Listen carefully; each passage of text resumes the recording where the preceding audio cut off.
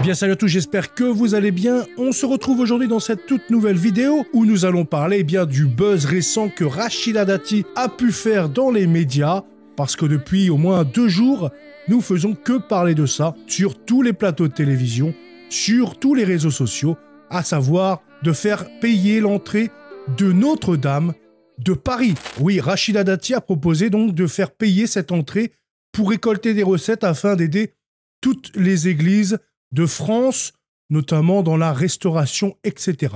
Seulement, ça pose d'énormes problèmes, puisque l'Église catholique, dans sa tradition, a toujours voulu que les lieux saints soient gratuits, afin que ce soit un espace d'accueil, et donc la prière ne se monnaie pas. Nous allons voir dans tous les cas ce que Rachida Dati suggère, grâce à l'article de Alteia. Nous allons également voir un tweet de défense, qui se place sur le côté un petit peu historique, qui est d'ailleurs très bien développé. Et nous allons également voir le communiqué du diocèse de Paris qui stipule que non, jamais il ferait payer Notre-Dame de Paris pour y entrer. Alors, voyons pourquoi Rachida Dati suggère cela. Faudra-t-il payer de sa poche pour visiter Notre-Dame de Paris? C'est ce que suggère Rachida Dati, ministre de la Culture, dans un entretien accordé le 23 octobre au Figaro. La ministre propose la mise en place d'un tarif de 5 € par visiteur, hors pèlerins et fidèles, venus prier dans l'édifice. Les fonds récoltés iraient à un grand plan de sauvegarde du patrimoine religieux. Alors comment voulez-vous déjà que le diocèse s'organise pour essayer de faire un espèce de filtrage entre pèlerins, entre fidèles, payante l'entrée de la cathédrale Notre-Dame de Paris?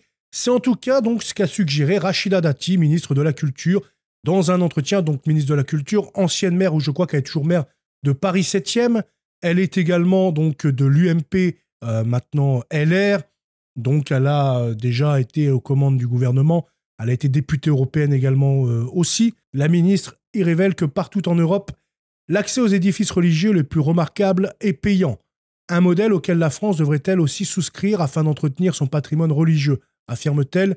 J'ai proposé à l'archevêque de Paris une idée simple.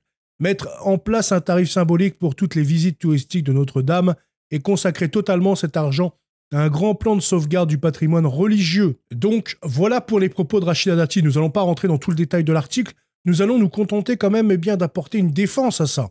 Parce que Rachida Dati oublie quand même qu'il y a une spécificité en France, notamment à cause de la loi de séparation qui a, spoilé, c'est-à-dire qui a volé tout le patrimoine religieux en France et en contrepartie a dit « donc vos lieux seront gratuits, tout le monde pourra y rentrer toujours, nous allons entretenir également vos églises, vos bâtiments, etc. En contrepartie, on vous vole tout votre patrimoine, on vous vole également votre trésor. Donc, du coup, voilà. Et aujourd'hui, ils pensent qu'on va encore faire payer, que l'archidiocèse de Paris va mettre un espèce de truc pour faire payer, un filtrage, etc., pour encore gagner de l'argent. Et d'ailleurs, on ne sait même pas où cet argent ira finalement. Ils disent qu'ils auront un patrimoine, etc.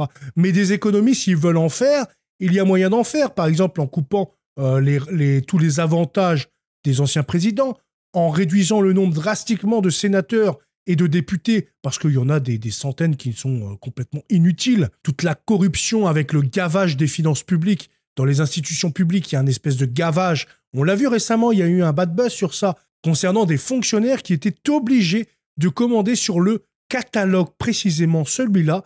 Par exemple, une lampe de chevet à 70, 80 € au lieu d'un truc qui peut se trouver à 5, 6, 7, 8 € action, par exemple. Eh bien voilà, déjà, qui commence à faire des réformes pour éviter le gavage de sociétés comme ça, parasites, qui s'accrochent sur la fonction publique et sur les institutions publiques, et ils en trouveront très facilement. Et puis également, plein d'autres choses aussi à combattre. Alors Alteia répond, une église peut-elle fonctionner comme un musée? Nombreux sont en effet les pays à faire payer l'entrée de leurs églises, ou plutôt des cathédrales et basiliques à fort intérêt culturel. Espagne, Italie, Royaume-Uni, Allemagne. En France, toutefois, le principe de gratuité est demeuré la règle, comme l'a rappelé à plusieurs reprises la Conférence des évêques de France. La loi de 1905 portant séparation des églises et de l'État dispose d'elle-même, en son article 17, que la visite des édifices et l'exposition des objets mobiliers classés seront publiques. Elles ne pourront donner lieu à aucune taxe ni redevance. Si les cathédrales font partie du patrimoine culturel de la France, elles sont avant tout des lieux de prière et de culte dont l'accès doit être libre, insiste l'Église en France. Rendre leur accès payant transformerait les cathédrales, lieux d'expression d'une foi vivante, en musée. Et il ne faut pas oublier non plus que les sectes font payer bien souvent leurs entrées. Donc nous ne sommes pas une secte, nous sommes la vérité. Eh bien, si jamais ils veulent rentrer dans une guerre et abolir cette loi, eh bien, rendez-nous tout notre patrimoine, rendez-nous tout notre trésor qui a été volé en l'adaptant sur l'inflation actuelle.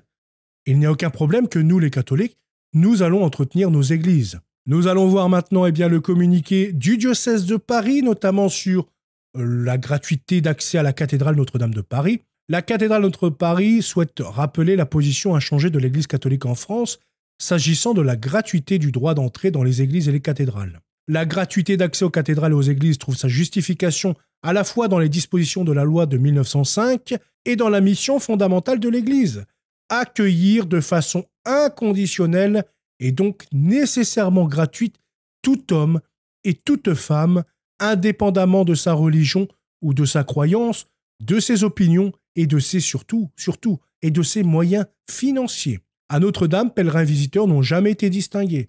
Les offices sont célébrés pendant les visites et les visites se poursuivent durant les offices. Mettre en place des conditions d'accès différenciées pour les uns et pour les autres se traduirait, comme c'est le cas ailleurs en Europe, par une séparation matérielle qui priverait pèlerins et visiteurs de la communion entre tous, qui est l'essence même du lieu et les empêcherait de faire l'expérience globale du monument et de son infinie beauté. Cette séparation serait par ailleurs extrêmement complexe à mettre en place sur le plan pratique. Étant donné la relative exiguïté des lieux, il serait difficile de distinguer les visiteurs, les pèlerins et les fidèles. Ou alors il faut faire comme sous l'ère Covid et mettre des espèces de passes sanitaires, quoi. Enfin, en tout cas, on marche sur la tête, faut arrêter, quoi. Faut arrêter avec leurs idées à la con à chaque fois de vouloir attaquer ceci, cela, comme si que c'est voilà aux gens qui viennent visiter nos églises eh bien de payer, alors que c'est à l'État, c'est à cette République qui s'est engagée à payer notre patrimoine religieux, à permettre eh bien qu'il soit restauré, à l'entretenir, etc. C'est eux qui se sont engagés. Alors quand on fait une promesse, on la tient coûte que coûte. Et ce n'est pas à nous de payer tous vos échecs politiques et économiques. La cathédrale Notre-Dame de Paris n'oublie pas enfin que parmi ces mêmes visiteurs qu'il est aujourd'hui proposé de mettre à contribution, un certain nombre a déjà manifesté son attachement indéfectible à Notre-Dame en finançant intégralement le chantier historique de la restauration de l'édifice. Quand elle a été brûlée, ce n'est pas l'État qui a mis la main à la pâte, mais c'est bien les fonds privés, c'est bien tous ces fidèles, tout le peuple de France ainsi que des catholiques du monde entier et des non-catholiques du monde entier également. Là aussi, donc, une nouvelle distinction ne manquerait pas de s'imposer. La sauvegarde du patrimoine religieux en France est un sujet cher au cœur de beaucoup, croyants ou non, et mérite une réflexion concertée, dont la solution ne saurait d'être unique. D'autres voies peuvent être explorées que celle-ci, qui consiste à taxer les visiteurs de Notre-Dame, pour un prix qui n'a rien d'anecdotique et conduirait immanquablement des personnes à renoncer à visiter une cathédrale par nature ouverte largement à tous. Voilà pour la réponse bien, du diocèse de Paris. Nous allons voir juste le tweet de Henri de Beauregard, donc qui va parler un petit peu de cette loi de séparation et puis de pourquoi on ne peut pas faire payer l'entrée à la cathédrale. Sur la proposition de faire payer l'entrée des cathédrales, un petit ride. 1. Choquant au plan historique. Cathédrales et églises ont été confisquées, voilà comme je disais tout à l'heure, en 1789, puis gardées en 1905 contre la promesse de leur entretien et de leur mise à dispo gratuite. L'État doit donc tenir sa promesse. 2. Choquant au plan juridique, car l'article 17 de la loi de 1905 dispose expressément que la visite des édifices ne pourra donner lieu à aucune taxe ni redevance. 3. Choquant au plan culturel, cathédrales et églises ont été conçues comme de véritables musées du pauvre pour proposer la foi bien sûr, mais aussi pour offrir la culture au plus grand nombre, architecture, peinture, iconographie, sculpture, ébénisterie. Dans les églises, dans les cathédrales, dans des chapelles, nous pouvons trouver de la culture, trouver de l'art, etc. Choquant au plan identitaire, les saints représentés dans les églises et cathédrales, Guirec ou Bonaventure, les matières et les essences utilisées disent l'histoire et la géographie de nos villes et de nos villages. Et on ne fait pas payer l'accès à ses origines. 5. Choquant sur le plan politique, Quoi qu'en disent, l'État et les communes ont les moyens d'assumer ce patrimoine. Cette affaire d'arbitrage politique. Les monuments historiques, c'est 3% du budget de la culture quand la transmission devrait être sa première obligation. Les fonds réservés au patrimoine représentent 3% du budget de la culture qui ne représente lui-même que 2,1% du budget de l'État en 2019. Une situation qui ne permet pas d'entretenir les monuments, églises et œuvres d'art qui constituent pourtant une richesse inestimable pour le pays. Choquante au plan économique, cathédrales et églises rapportent certainement plus qu'elles ne coûtent.